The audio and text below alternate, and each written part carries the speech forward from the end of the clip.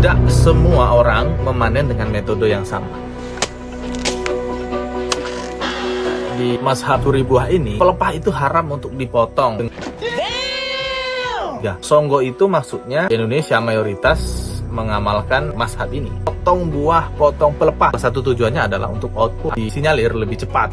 Kalau lebih cepat tentu outputnya lebih tinggi. Dunia perpanenan kelapa sawit, teman-teman. Nah, ini kan menggunakan kampak.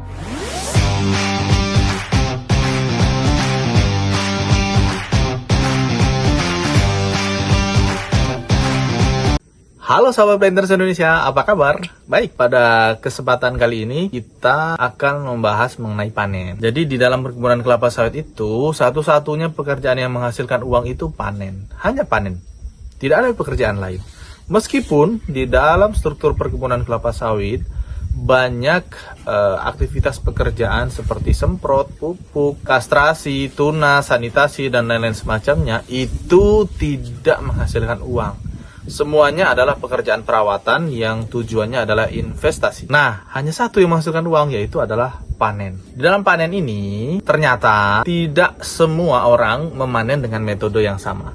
Meskipun tujuannya pasti sama, yaitu bagaimana caranya memetik buah kelapa sawit agar bisa diolah ataupun dijual di pabrik kelapa sawit. Nah, pada kesempatan kali ini kita akan melakukan komparasi, perbandingan beberapa metode-metode panen yang ada di dunia. Metode-metode ini secara langsung dapat kita lihat di media-media sosial, baik itu YouTube, Facebook, TikTok, dan lain-lain semacamnya. Mungkin ada metode-metode lain yang tidak ditayangkan di dalam video ini, dan teman-teman bisa sharing di kolom komentar. Baik. Yang pertama adalah metode curi buah. Curi buah ini lebih populer, lebih banyak diaplikasikan di dalam perkebunan kelapa sawit Indonesia. Ya, kenapa saya bilang lebih banyak? Karena tidak semua perkebunan atau tidak semua masyarakat mempraktekkan, mengaplikasikan cara ini. Bagaimana sih cara panen menggunakan metode curi buah ini? Silakan kita simak videonya sama-sama.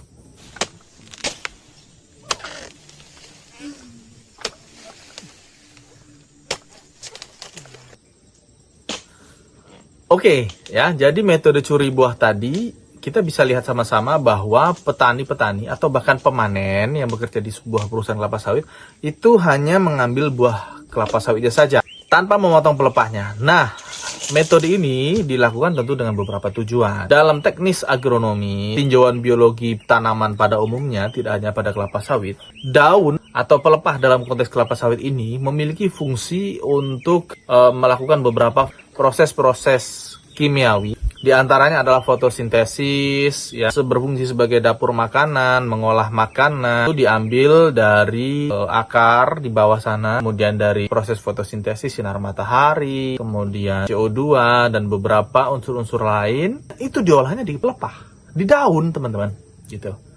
Dan ingat, fungsi pelepah di kelapa sawit itu selain penyimpanan makanan adalah tempat tumbuhnya buah itu sendiri. Makanya di mazhab curi buah ini, pelepah itu haram untuk dipotong dengan kaidah-kaidah tertentu. Biasanya adalah songgo 2 atau songgo 3. Songgo itu maksudnya berapa pelepah yang ada di bawah buah. Ini buah kelapa sawit, ini pelepahnya. Kalau ada satu pelepah itu artinya itu songgo 1. Kalau 2 pelepah itu artinya songgo 2. Nah, jadi di Indonesia mayoritas mengamalkan mazhab ini, curi buah. Dan tentu tidak bisa diaplikasikan ketika pokok sudah tinggi, karena itu akan sulit. Ada batas-batas tertentu, biasanya curi buah ini dilakukan untuk panen yang menggunakan dodos pada batas tertentu. Itu di Indonesia. Oke, bagaimana cara panen yang kedua? Bisa lihat metode panen yang menggunakan mazhab potong buah, potong pelepah. Ini populer dan banyak diaplikasikan di negara tetangga kita, yaitu Malaysia. Meskipun di Indonesia juga ada, ya kan? Tapi di sini saya menyebut kata paling banyak karena di sana beberapa perusahaan memutuskan untuk menggunakan metode potong buah, potong pelepah. Nah, ini videonya, teman-teman.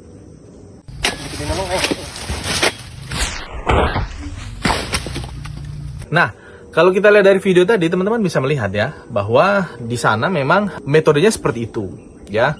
Yang mereka yakini ya potong buah, potong pelepah. Karena beberapa penjelasan yang bisa kita lihat di beberapa channel kelapa sawit ya. Untuk teman-teman atau untuk para pemanen yang mengaplikasikan metode potong kelapa ini, salah satu tujuannya adalah untuk output. Artinya memang beberapa pemanen mengakui metode curi buah itu cenderung lebih lambat karena kita agak sulit, harus memilih buahnya saja dipotong sementara pelepahnya tidak dipotong, kadang-kadang terjepit dan lain semacamnya. Jadi menggunakan cara potong pelepah ini disinyalir lebih cepat. Kalau lebih cepat tentu outputnya lebih tinggi. Kalau outputnya lebih tinggi, hasilnya lebih banyak. Kita bisa lihat sekali lagi videonya.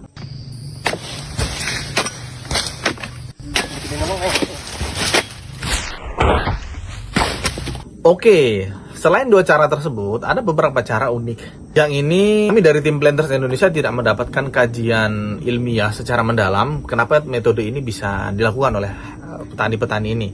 Gitu. Tetapi ini bisa memperkaya hasanah kita tentang dunia perpanenan kelapa sawit, teman-teman. Bisa kita lihat di video ini.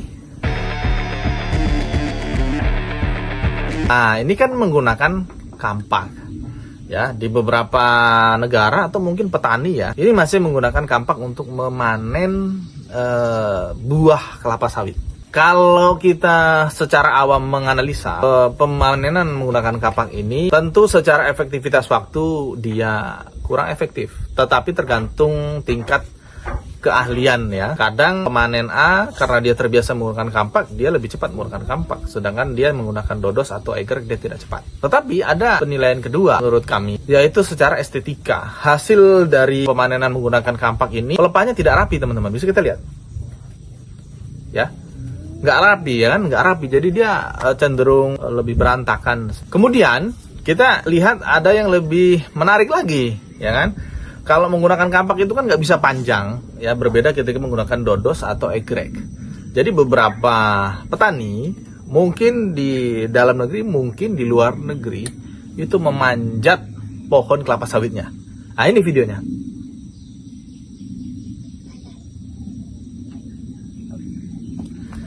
Bagaimana? Ya, menarik ya. Jadi satu komoditi, satu jenis buah, satu tujuannya yaitu panen, tapi caranya bermacam-macam. Masalah efektivitas, efisien itu tergantung kebiasaan dan kenyamanan. Menurut kami seperti itu. Tetapi kita bisa menilai, ini kan metode dipanjat ini seperti kayak panen pohon kelapa biasa ya. Tetapi kan kelapa pun sekarang populernya dia lebih menggunakan egreg ya kan, lebih menggunakan sabit seperti itu. Ini kalau dipanjat satu-satu seperti ini ya luar biasa, tentu menguras tenaga. Efektivitas dan efisiennya dipertanyakan. Nah ini bonus satu video panen pokok tinggi. Perlu teman-teman ketahui secara umum pohon kelapa sawit itu biasa dipanen sampai umur 25 tahun. Artinya ketika sudah melewati 25 tahun atau lebih sedikit mungkin ya teman-teman, itu dinilai sudah produktivitasnya menurun sehingga harus dilakukan replanting atau ditebang kemudian ditanam ulang lagi. Sampai umur 25 tahun itu artinya pokok sawit itu tinggi sekali teman-teman. Kita bisa lihat bagaimana tantangan panen pada pokok tinggi ini. Nah ini videonya. Lihat guys, keahlian emak-emak ini panen kelapa sawit pokok tinggi. Sekali tarik 2 pelepah putus. Luar biasa. Dengan perpaduan egreg yang tajam dan teknik yang mumpuni, emak-emak ini sangat mudahnya menaklukkan sawit pokok tinggi.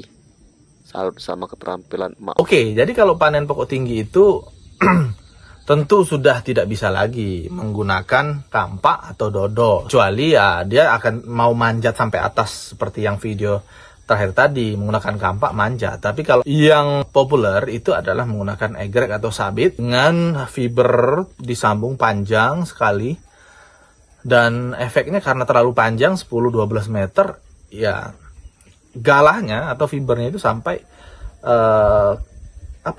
sampai lemas, mentiung seperti itu ya teman-teman. Nah ini butuh keahlian khusus. Tidak sembarang orang bisa melakukan panen pokok tinggi. Tapi ternyata ibu-ibu ada yang bisa. Nah ini videonya teman-teman. Nah itulah tadi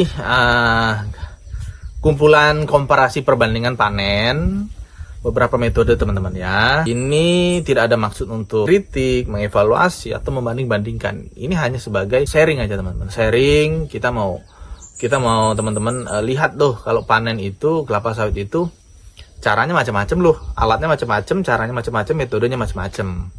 Tinggal bagaimana teman-teman lebih merasa nyaman yang mana, terbiasa dengan cara yang mana, efektivitas dan efisiennya teman-teman lebih cocok yang mana. Ya, kalau kita bicara efektif dan efisien itu artinya kita bicara waktu, ya, waktu yang ditempuh untuk memanen satu janjang.